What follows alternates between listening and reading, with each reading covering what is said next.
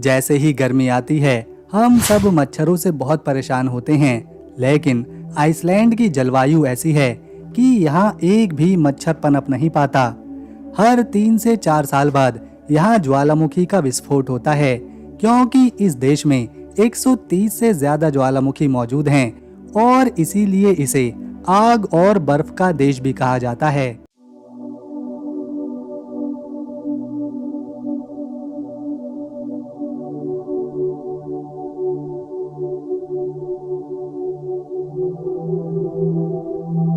ये है आइसलैंड।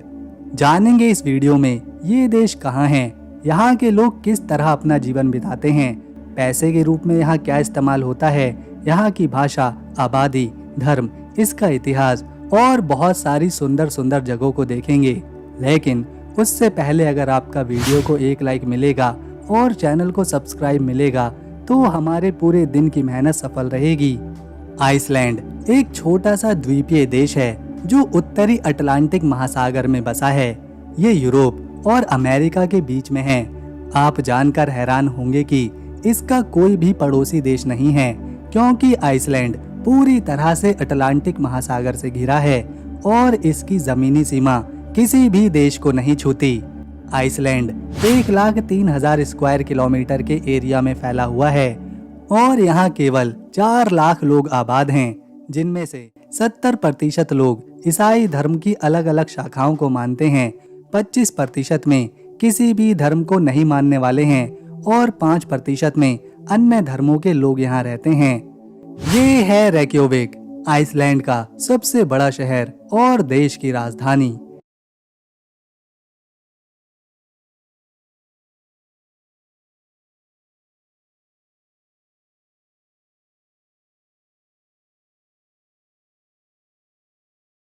ये समंदर के किनारे बसा है।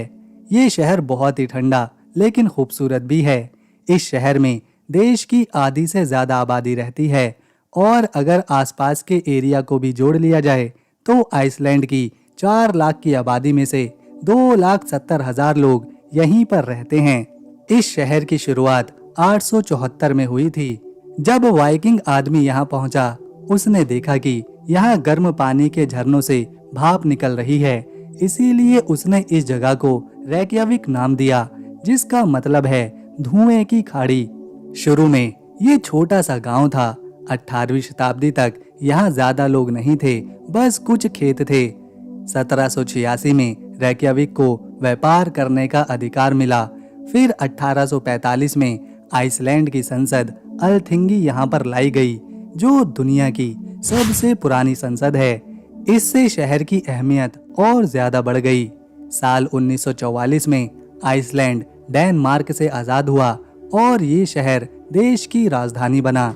आज रेक्याविक में स्कूल, दफ्तर और घूमने लायक बहुत ही सुंदर सुंदर जगह हैं। यहाँ गर्म झरने, सुंदर इमारतें और सांस्कृतिक प्रोग्राम देखने को मिलते हैं। लोग यहाँ मछली पकड़ने, बिजली बनाने और पर्यटन का काम करते हैं।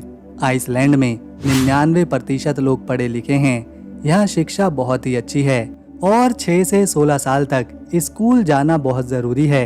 यहाँ की आधिकारिक भाषा आइसलैंडिक है। इसके अलावा बहुत से लोग इंग्लिश भी बोलते हैं। यहाँ के लोग ज्यादातर समुद्री खाने पर निर्भर करते हैं। इसमें ये लोग मछली को उबालकर, तलकर या फिर सुखाकर खाते हैं। इसके अलावा भेड़ का मांस भी यहाँ काफी पसंद किया जाता है। दूध से बना स्कायर, जो गाढ़ा दही जैसा होता है, यहाँ बहुत ही लोकप्रिय है। उसे ये लोग फल या फिर शहद के साथ खाते हैं। आइसलैंड में पैसे के रूप में आइसलैंडिक क्रोना इस्तेमाल किया जाता है और हमारे भारत के 100 रुपए यहाँ के 140 रुपए के बराबर हैं। ये है रेक्याडालुर हॉट रिवर, आइसलैंड की एक जादुई जगह। यहाँ जमीन से भाप निकलती है, क्योंकि ज्वालामुखी की गर्मी इस नदी को 38 से 40 डिग्री तक गर्म रखती है। इस नदी का पानी नहाने के लिए एकदम सही है। यहाँ पहुँचने के लिए लोग 3 किलोमीटर की हाइकिंग करके आते हैं। रास्ते में गर्म झरने, उबलता कीचड़ और खूबसूरत पहाड़ों का मनोरम दृश्य देखने को मिलता है। लोग नदी में नहाते हैं, गर्म पानी में आराम करते हैं। चारों तरफ हरे भरे नज़ारे, या फिर सर्दियों में मीलों दूर तक बर्फ नजर आती है।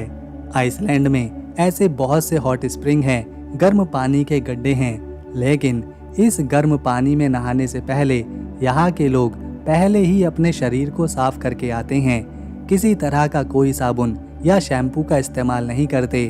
आसपास कपड़े बदलने के लिए भी चेंजिंग रूम बहुत ही कम हैं। इसीलिए यहाँ लोग खुले मैदान में आसमान के नीचे ही अपने कपड़े बदलते हैं और ऐसा करना आइसलैंड में बहुत ही एक नॉर्मल सी बात है। इसके पीछे की वजह है कि ये लोग इन प्राकृतिक गर्म झरनों के पानी को स्वच्छ रखते हैं। जितना कम सामान होता है, गंदगी फैलने के उतने ही कम चांस रहते हैं। ये है गुलफास वाटरफॉल। आइसलैंड की बर्फीली वादियों और कुदरती नज़ारों के बीच अनोखा झरना दिखाई देता है। गुलफास वाटरफॉल, इसका मतलब है सोने का झरना, और जब आप इसे देखेंगे तो आपको सच में लगेगा कि ये नाम इसकी पानी की धारा, बहाव और सुंदरता को दर्शाता है। ये वाटरफॉल 2 हिस्सों में गिरता है। पहला 11 मीटर की ऊंचाई से और दूसरा 21 मीटर की ऊंचाई से। जब पानी इन चट्टानों से टकराकर नीचे गिरता है, उसके साथ उठती है बारीक पानी की फुहारें जो धूप में इंद्रधनुष बना देती हैं। इस झरने की सबसे बड़ी खासियत यह है कि ये गहरी खाई में गिरता है, जिसे देखकर लगता है मानो पानी जमीन के अंदर समा रहा हो। गर्मियों में जब बर्फ पिघलती है, तब यहाँ हर सेकंड में करीब 140 क्यूबिक मीटर पानी गिरता है। ठंडी हवा, बहते पानी की आवाज और आसपास की हरियाली, ये सब मिलकर इसे दुनिया के सबसे सुंदर झरनों में से एक बनाते हैं। ये झरना गोल्डन सर्कल का एक प्रमुख हिस्सा है, जो कि आइसलैंड के 3 खास पर्यटन स्थलों में से एक है। चाहे आप प्रकृति प्रेमी हो, फोटोग्राफर हो या फिर शांति की तलाश में हो, गुलफास वाटरफॉल हर किसी के दिल को छू कर जाता है। आइसलैंड दुनिया के सबसे शांतिपूर्ण और सुरक्षित देशों में से एक है। ये बात जानकर आपको हैरानी होगी कि इस देश के पास अपनी कोई सेना नहीं है। यहाँ केवल एक छोटी सी नेवी और एयरफोर्स है जो ज़रूरत के समय मदद करती है। इसके बावजूद यहाँ का माहौल इतना सुरक्षित है कि लोग रात में बिना डर के घूमते हैं। आइसलैंड के लोग बहुत ही ईमानदार, सीधे साधे और प्रकृति से प्यार करने वाले हैं। वे अपने देश और पर्यावरण की अच्छी तरह से देखभाल करते हैं। बच्चे हो या बड़े, सभी लोग अपनी जिम्मेदारियों को समझते हैं और निभाते भी हैं। यहाँ पर क्राइम रेट यानी अपराध की संख्या बहुत ही कम है। चोरी डकैती जैसी घटनाएं बहुत ही कम सुनने को मिलती हैं। ये देश उन लोगों के लिए स्वर्ग जैसा है जो शांति, सुंदरता और साफ हवा की तलाश में रहते हैं। यहाँ का मौसम ठंडा होता है, लेकिन घरों में हीटिंग की बहुत अच्छी व्यवस्था करी जाती है। राजधानी रेक्योविक एक सुंदर और साफ शहर है, लेकिन यहाँ रहना काफी महंगा है। खाना, घर का किराया और दूसरी जरूरी चीजें यहाँ बाकी जगहों से ज्यादा महंगी हैं। हालांकि अगर कोई व्यक्ति शहर से दूर गांव में या छोटे इलाकों में रहता है, तो वहाँ रहने का खर्चा काफी कम होता है। गांव में लोग ज्यादा मिलनसार होते हैं और प्रकृति पर निर्भर करते हैं।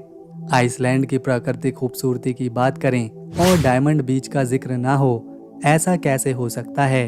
ये समुद्र तट आइसलैंड के दक्षिणी तट पर जोकुलसरलोन ग्लेशियर लगून के पास मौजूद है। डायमंड बीच अपने नाम की तरह ही एकदम खास और अलग है।